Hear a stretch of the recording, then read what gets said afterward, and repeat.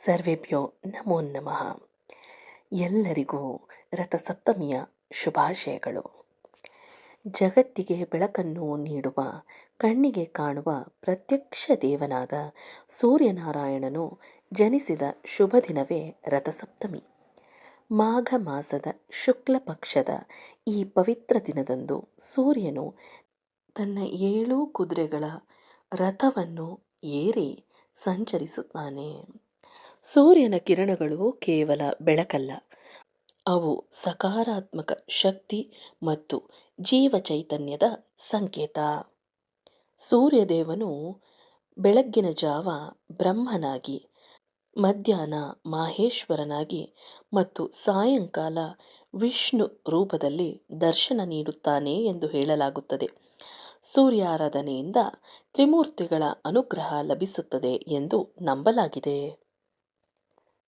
ರಾವಣನ ವಿರುದ್ಧದ ಯುದ್ಧದಲ್ಲಿ ಶ್ರೀರಾಮನು ದಣಿದಾಗ ಅಗಸ್ತ್ಯ ಮಹರ್ಷಿಗಳು ಆದಿತ್ಯ ಹೃದಯ ಸ್ತೋತ್ರವನ್ನು ಉಪದೇಶಿಸಿದರು. ಸೂರ್ಯನ ಆರಾಧನೆಯಿಂದ ರಾಮನು ನವಚೈತನ್ಯ ಪಡೆದು ವಿಜಯ ಸಾಧಿಸಿದನು ಎಂದು ಹೇಳಲಾಗುತ್ತದೆ. ಮಹಾಭಾರತದಲ್ಲಿ ಪಾಂಡವರು ವನವಾಸದಲ್ಲಿದ್ದಾಗ ಸೂರ್ಯೋಪಾಸನೆ ಮಾಡಿ ಅಕ್ಷಯ ಪಾತ್ರೆಯನ್ನು ಪಡೆದರು. ಇದರಿಂದ ಸಾವಿರಾರು ಅತಿಥಿಗಳಿಗೆ ಅನ್ನದಾನ ಮಾಡಲು ಸಾಧ್ಯವಾಯಿತು ಎಂದು ಹೇಳಲಾಗುತ್ತದೆ. ರಥಸಪ್ತಮಿಯನ್ನು ಆರೋಗ್ಯ ಸಪ್ತಮಿ ಎಂದು ಸಹ ಕರೆಯುತ್ತಾರೆ. ಕೃಷ್ಣನ ಮಗನಿಗೆ ಸೂರ್ಯನ ಅನುಗ್ರಹದಿಂದ ಕುಷ್ಠರೋಗ ನಿವಾರಣೆಯಾಯಿತು ಎಂದು ಹೇಳಲಾಗುತ್ತದೆ. ಹಾಗಾಗಿ ಈ ದಿನವನ್ನು ಆರೋಗ್ಯ ಸಪ್ತಮಿ ಎಂದು ಸಹ ಕರೆಯಲಾಗುತ್ತದೆ. ಜ್ಯೋತಿಷ್ಯ ಶಾಸ್ತ್ರದಲ್ಲಿ ಸೂರ್ಯನು ಆತ್ಮಕಾರಕ. ಜಗತ್ತಿಗೆ ಬೆಳಕು ನೀಡುವಂತೆ ನಮ್ಮ ಆತ್ಮಕ್ಕೂ ಚೈತನ್ಯ ನೀಡುವವನು ಸೂರ್ಯ. ಜಾತಕದಲ್ಲಿ ಸೂರ್ಯನು ಬಲಿಷ್ಠನಾಗಿದ್ದರೆ ದೈಹಿಕ, ಮಾನಸಿಕ ಮತ್ತು ಬೌದ್ಧಿಕ ಪ್ರಗತಿ ಸಿದ್ಧವಾಗುತ್ತದೆ. ರಥಸಪ್ತಮಿಯ ದಿನದಂದು ಸೂರ್ಯನ ಆರಾಧನೆ ಮಾಡುವುದರಿಂದ ಸೂರ್ಯನಿಗೆ ಸಂಬಂಧಪಟ್ಟಂತಹ ದೋಷಗಳಿದ್ದರೆ ನಿವಾರಣೆಯಾಗುತ್ತದೆ.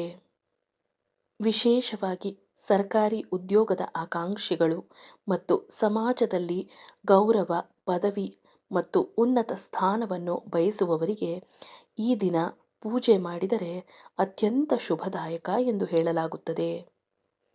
ಸೂರ್ಯನು ತಾನೂ ಉರಿಯುತ್ತಾ ಜಗತ್ತಿಗೆ ಬೆಳಕನ್ನು ನೀಡುತ್ತಾನೆ. ಅದೇ ರೀತಿ ನಮ್ಮ ಅಹಂಕಾರವನ್ನು ಗುರುವಿನ ಜ್ಞಾನದ ಅಗ್ನಿಯಲ್ಲಿ ಸುಟ್ಟು ನಮ್ಮೊಳಗಿರುವ ಅಂತರಂಗದ ಆತ್ಮವನ್ನು ಎಚ್ಚರಿಸುವ ಈ ಪವಿತ್ರ ದಿನದಂದು ಸೂರ್ಯಾರಾಧನೆ ಮಾಡೋಣ. ಸೂರ್ಯದೇವನ ತೇಜಸ್ಸು ನಮ್ಮೆಲ್ಲರ ಬಾಳಲ್ಲಿ ಇರುವ ಅಂಧಕಾರವನ್ನು ದೂರ ಮಾಡಿ ಜ್ಞಾನದ ಬೆಳಕನ್ನು ನೀಡಲಿ. ಸರ್ವರಿಗೂ ರಥಸಪ್ತಮಿಯ ಶುಭಾಶಯಗಳು.